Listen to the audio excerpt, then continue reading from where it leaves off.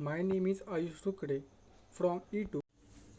We are presenting simple conveyor belt, chain drive and gear drive. Apparatus used for conveyor belt: 9 volts motor, flat belt, cardboard paper, PVC pipe, wire switch and tristle. Working of conveyor belt. Typically, conveyor systems consist of a belt stretched across 2 or more pulleys. The belt forms a closed loop around the pulley so it can continuously rotate. One pulley, known as the drive pulley, drives or tows the belt, moving items from one location to another. The most common conveyor system designs use a rotor to power the drive pulley and belt. The belt remains attached to the rotor through the friction between the two surfaces. For the belt to move efficiently, both the drive pulley and elder must run in the same direction, either clockwise or counterclockwise. Why they are used? Conveyor system systematically carries transports material, typically in an industrial or controlled environment. Conveyor belts are tied and true energy saver to increase efficiency. Limitations of conveyor belt. The simplicity means very limited feature. Belt can be difficult to clean and generally does not have leave a very successful result. Sticky material can get stuck on the belt and transfer to the return side. The roles, elders and pulleys. I thanks to Solanki sir to give us this opportunity. I request to Prajwal to go further. Thank you.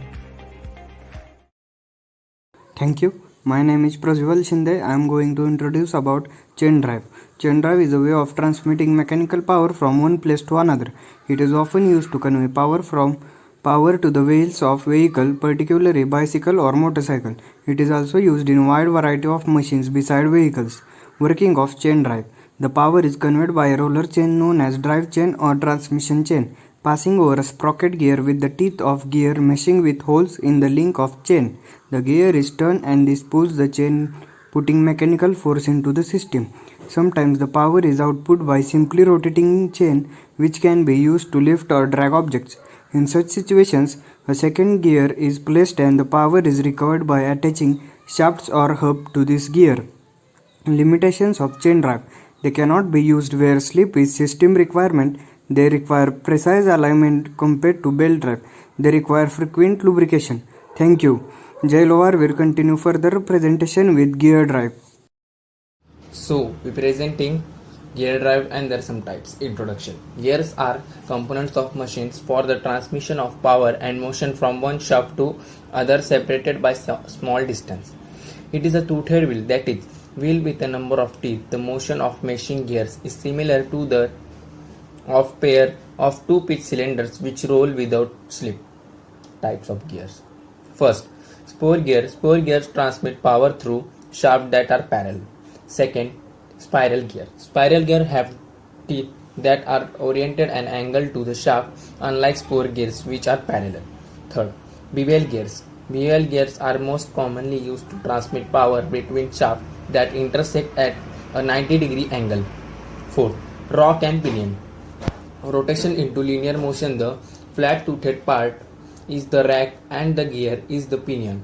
A piston coaxial to the rack provides hydraulic assistance force and an open centered rotary valve controls the assist level.